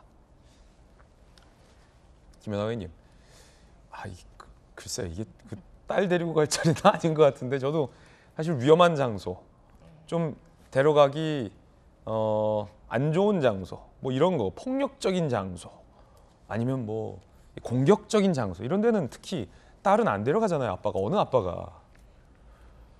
근데 이제 뭐 저도 이렇게 드라마에서 보면 재벌이나 정치인들에게 자녀는 사실은 자신에게 어떤 도움이 된다면 언제든지 홍보의 수단으로 아니면 뭐 또 대리인의 그런 도구로 활용되는 것을 보니까 저는 저 장면을 보고 어떻게 생각을 했냐면요. 만약에 딸이 아니고 그냥 리설주가 같이 동행을 해서 저 장소에 갔더라면 이제 ICBM 뭐 발사하는 것 자체가 거의 뭐 늑대소년 수준이 되지 않았습니까? 이제 뭐 우리 그 유엔부터 시작해서 미국이나 한국 모두 다 이제는 이거에 대해서 뭔가 제재를 해야 되려고 하지 어떤 대화의 메시지로 받아들이지 않고 있습니다. 그러다 보니까 새로운 자극을 주기 위한 하나의 수단이 아닌가 싶어요. 어쨌든 딸을 데리고 오면 그 딸에 의해서 화제가 될 거고 또 진짜 굉장히 얘기거리가 많이 나오는 게 엄마하고 너무 똑같아요. 스타일까지 완전 비슷하게 했어요. 저는 좀 잔인하다는 생각이 드는데 10살 남짓한 저 자기 딸을 어른이 입는 옷 같은 거, 또 어른의 헤어스타일을 해서 저 자리에 데리고 간다는 건 저는 굉장히 정치적으로 이용하는 거라고 보여지는데 그만큼 지금 김정은이 굉장히 다급해졌다. 저는 그렇게 판단이 되고요.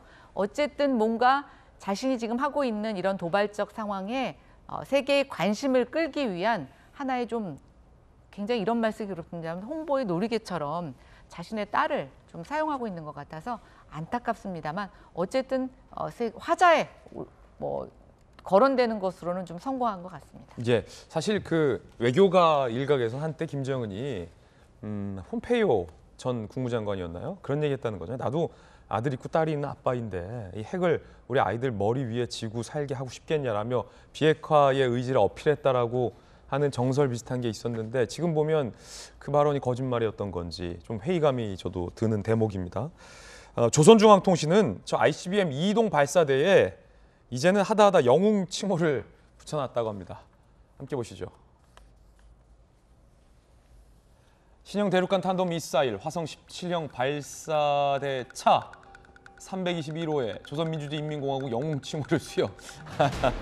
아니, 그 통일연구원 계셨잖아요, 김수영 교수님. 발사대에도 영웅 칭호를 수여했는데 원래 이런가요?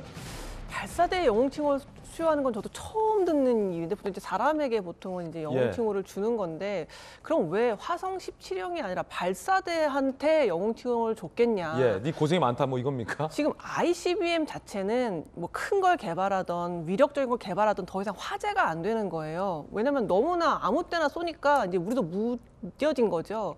그런데 지금 가장 위협적인 거는 어디에서나 쏠 수 있다가 지금 더 위협적인 거예요. 그렇기 때문에 예전에 뭐 저수지에서도 쐈다가 터널 밖에서 기차에서 쐈다가 이런 식으로 그 미사일 자체의 위력 플러스 이제는 우린 아무 데서나 쏠 수 있다. 이것들을 강조하기 위해서 어쩌면 이 발사대의 위력에 영웅칭호를 붙인 게 아닌가 그런 생각이 듭니다. 예. 자, 뜨거운 소식 함께하고 있습니다. 이번엔 두 번째 소식 살펴볼 텐데요. 과연 주인공은 누굴까요? 함께 보시죠. 강아지 같은데 풍산개군요. 풍산개. 윤석열 대통령이 이 동물을 물건 취급하는 현행 법률을 좀 개정해야 한다라고 여당 지도부들과의 만찬 때 당부를 했다라고 합니다. 언뜻 바로 문재인 대통령이 최근 이 풍산개 거부라고 해야 돼요? 반납이라고 해야 돼요? 사건이 떠오르는데요. 함께 보시죠. 전두환 전 대통령 부부가 키우던 강아지가 재산으로 분류돼 검찰에 압류됐다고 한다. 옆집 이웃이 경매 낙찰받아 도로 데려다 주셨다라고 들었다. 강아지는 생명이고 가족 같은 존재, 민법 개정안을 신속 처리 당부했습니다. 동물은 물건이 아니다라는 조항을 추가해달라는 취지 같은데 정익주 변호사님, 네. 이게 사례는 전두환 전 대통령 부부의 강아지가 압류됐던 사례인데 네네. 이 기사를 읽는 많은 분들은 최근 문재인 전 대통령이 북한으로부터 선물 받은 풍산개에 정부가 돈 지원해주지 않는다라며 국가에 반납한 네네. 본인이 이제 기르던 강아지를 파양이라고 해야 되나요? 네네. 뭡니까? 주었다고 해야 되나요? 아니면 모르겠어요. 어쨌든 그 사건이 좀 떠오르는데 네네. 뭐 다른 겁니까? 같은 겁니까? 일단 공통점은 대통령이 키우던 강아지다. 차이점은 하나는 자발적으로 더 이상 키우지 않겠다고 한 거고 또 한쪽은 내가 키우고 싶은데 어쩔 수 없이 뺏긴 거고 그 차이가 있는 거죠. 문재인 전 대통령도 입장 추후에 내기로는 입양할 수 있으면 입양하고 싶다라는 입장 내긴 했었는데요. 아니 근데 법상으로 입양 안 해도 그냥 계속 키울 수 있는 거거든요. 그런데 그럼에도 불구하고 그냥 보내버렸으니까 그 민법에 어떻게 되어 있냐면요. 물건은 단순하게 유체물 전기 관리할 수 있는 자연력 이렇게 되어 있다고요. 예. 그런데 동물도 이제 유체물에 해당이 되는 거죠. 어떤 체형 같은 걸 갖고 있으니까. 그런데 그 반려견을 압류하면은 어떻게 되냐면요. 견주한테도 고통이고요. 강아지한테도 고통일 수가 있잖아요. 예. 그러니까 내가 이렇게 내 자식같이 키우던 강아지인데 내가 돈이 없어가지고 파산한 것도 참 힘들고 안타까운데 내가 진짜 내 자식 같은 개까지도 뺏겨가지고 그 개가 팔리는 거거든요. 쉽게 말하면. 그러면 또 강아지 입장에서는 내가 엄하게 모르는 사람 밑에 가가지고 또 다시 재롱 피우고 막 그래야 되는 거니까. 우리나라에 동물보호법이 있거든요. 동물보호법에 동물을 어떻게 규정하고 있냐면은 고통을 느낄 수 있는 신경체계가 발달한 척추동물이다. 요게 이제 동물보호법상의 동물이고 고통을 느낄 수 있는 생명체니까 동물보호법에서 보호해 줘야 된다. 이런 이야기거든요. 예. 그런데 이렇게 반려견을 압류하고 하는 것은 동물한테도 견주는 마찬가지 말할 것도 없이 그 동물한테도 굉장히 그 고통을 줄 수 있으니까 예. 그런 그 동물보호법의 취지에 따라서 민법에서 그 유체물의 하나로서 동물을 물건 취급하면 결국은 그게 돈이란 뜻이거든요. 예. 그 민법에서 물건이라고 하는 거요. 돈이 재산이란 뜻이거든요. 재산인 경우에는 언제든지 압류해가지고 처분될 수 있다는 그런 의미니까 거기서 이제 동물은 빼는 것이 맞지 않겠는가 그런 말씀이신 것 같은데 여기에 대해서는 거의 대부분의 국민들 그다음에 전지수 의원님 포함해가지고 국회의원들도 거의 다 동의하실 거라고 저는 생각이 됩니다. 전재수님 어떠십니까? 뭐 당연한 것이죠. 예. 동물이 그 물건은 아니죠. 예. 생명인 것이죠. 그런 측면에서 이제 민법은 개정이 돼야 되는 겁니다. 그리고 이것이 국회에서 그동안 이제 여러 차례 아마 그 법안이 발의가 됐는데. 아, 그랬습니까? 예, 아마 처리되지 못하고 회기가 끝나고 막 그런 식으로 해서 지금까지 온 것 같은데 개정이 됐으면 좋겠습니다. 근데 좀 아쉬운 것은 뭐 맞는 말씀이죠.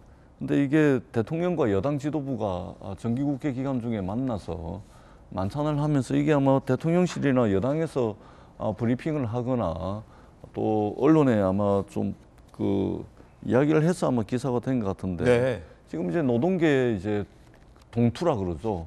동투가 진행이 되고 있고 지금 여러 가지 상황이 그렇게 만만치 않은데 엄밀한 상황이다. 예, 근데 뭐 이 정도 이야기가 만찬의 내용으로서 언론에 보도되는 것은 사실은 좀 아쉽죠. 예, 그런 측면에서 좀 일의 우선순위, 경중을 좀 따져가면서 브리핑할 것도 좀 했으면 좋겠다라는 그런 아쉬움은 좀 있습니다. 예. 자, 북한이 풍산계를 또 언급했다고 합니다. 함께 보시죠.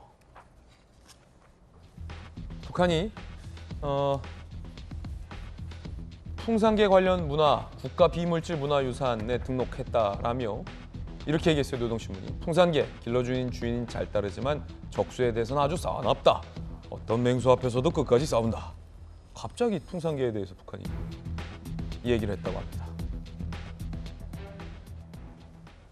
그나저나 그 풍산계는 지금 잘 지내는지 모르겠습니다. 건강히 잘 지내야 될 텐데요. 길러주는 엄마 아빠가 좀 많이 보고 싶을 텐데요. 자, 뜨거운 소식 함께하고 있습니다. 세 번째 소식 함께 보시죠.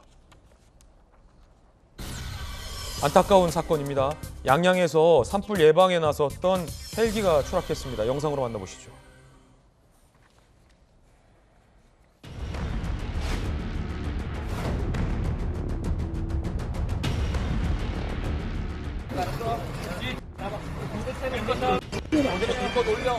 그 안에 그런 게 있어서 이제 초기에 안정화를 시키고 나서 이제 시신을 운양을 한 것입니다. 시끄럽게 소리가 너무 나면서 갑자기 왜 이렇게 시끄럽지 했는데 꽉 하는 거예요. 파편이 터가지고서 유리도 이제 나갔잖아요. 어제 강풍이 많이 불었었잖아요. 금일은 좀 필요할 것 같다고 요청을 받긴 받았는데 오늘은 뭐 헬기 상황이 힘들거나 그런 상황은 아니었거든요.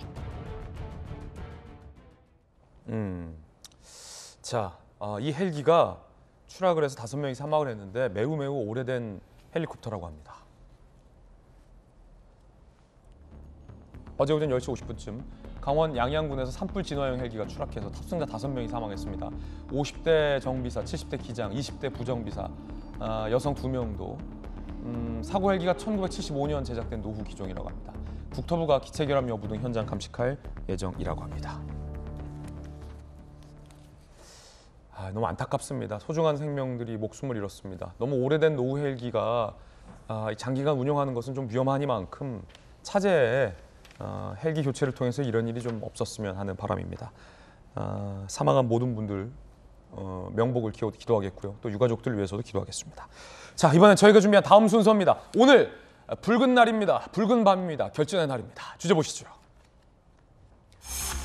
가나에 대해서는 우리 대표팀이 자신만만 이길 수 있다. 2차전 징크스 깬다. 아니 이런 징크스가 있었어요? 전 못 들어봤습니다. 인정할 수 없습니다. 2차전 징크스 없습니다. 이길 수 있습니다. 영상으로 만나보시죠.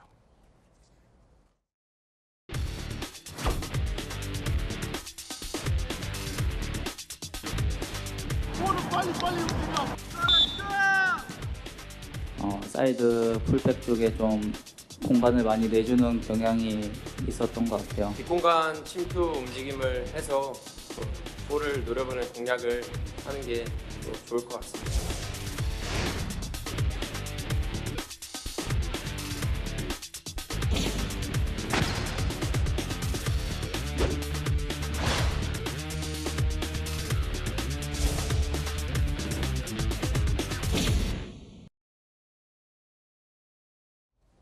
자, 이거 뭐 계산을 해보면 16강을 진출하기 위해서는 조 1, 2위 안에 들어야 되는데 오늘 지난번에 무승부를 해서 승점 1점씩을 갖고 갔고 포르투갈이 또 안 남아있기 때문에 강호 포르투갈이 남아있기 때문에 가나전은 우리가 확보를 해줘야 조 1, 2위 안에 들 수 있습니다. 16강에 갈 수 있습니다. 함께 보시죠. 가나와 조별리그 2차전 오늘 밤 10시 FIFA 랭킹 한국 28위, 가나 61위 16강 진출 위해 최소 승점 4점을 확보해야 합니다. 한국은 1점, 가나전 승리 시 4점이 확보됩니다.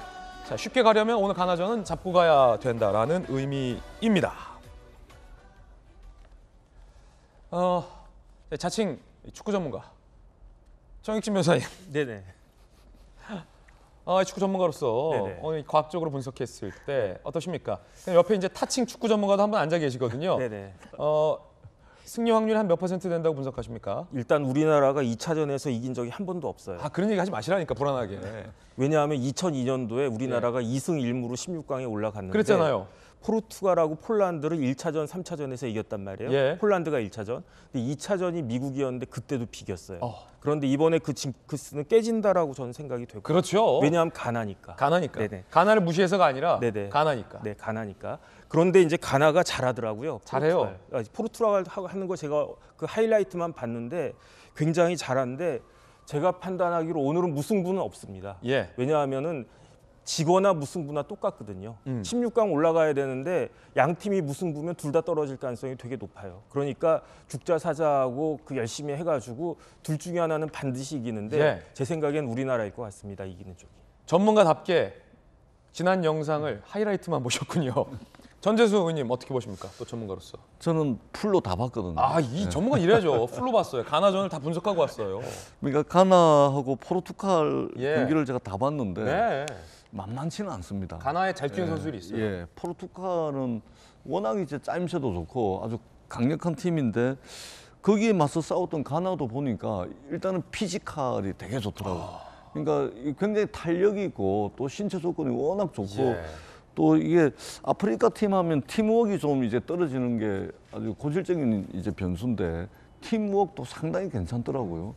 그다음에 뛰다가 좀 이게 좀 안 뛰는 경우도 있고 뭐 그런 경우가 많았는데 굉장히 끝까지 열심히 뛰더라고요. 열심히까지 뛴다. 예, 예. 그래서 방심할 만한 팀은 아니다. 그러나 2차전 승리가 한 번도 없다 그랬는데 징크스라는 것은 깨기 위해서 존재하는 것이고 깨지는 것이 또 필연적인 법칙이기 때문에 저는 오늘 저녁 10시에 한국 대표팀이 꼭 승리할 수 있을 것이라고 보고 꼭 좀 승리를 했으면 좋겠다. 예. 이런 바람을 가지고 있습니다. 그렇습니다.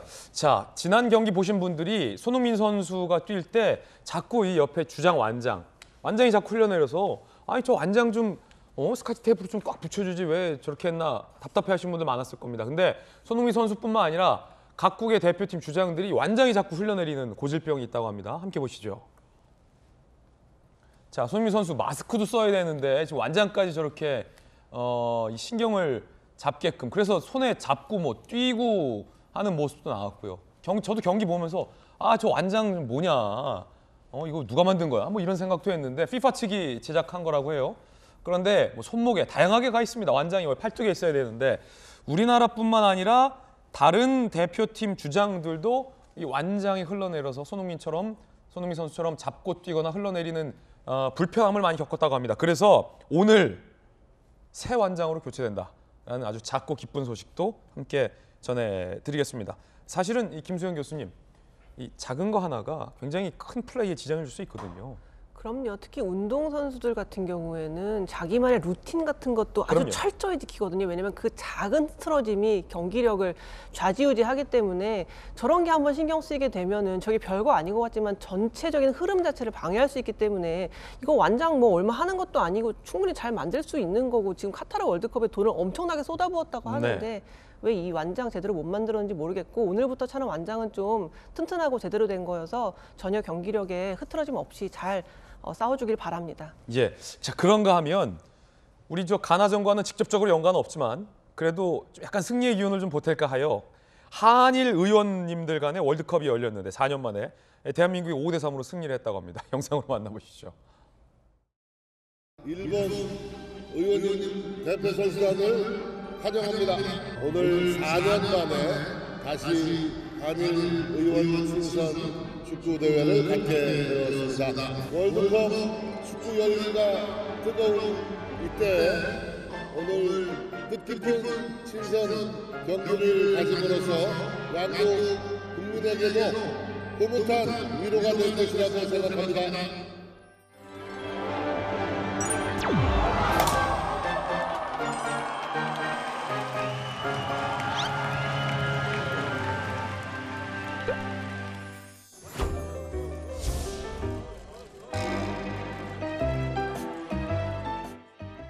자 어쨌든 이 승리의 기운 지금 몰아가고 있습니다. 계속 의도적으로 저희가 지금 몰아가고 있는 거 느끼시죠? 일단 60초 광고 보고 다시 승리의 기운으로 찾아뵙겠습니다. 함께 보시죠. 자 오늘 밤 승리의 기운 모든 국민이 염원하고 있습니다. 대표팀 선수 부상 없이 우리 선수들 끝까지 잘 싸워주시길 응원하겠습니다. 저희들은 내일 아침 8시 50분에 또 승리의 소식 들고 인사드리겠습니다. 오늘 하루는 분명 어제보다 나을 겁니다. 좋은 하루 되십시오. 고맙습니다.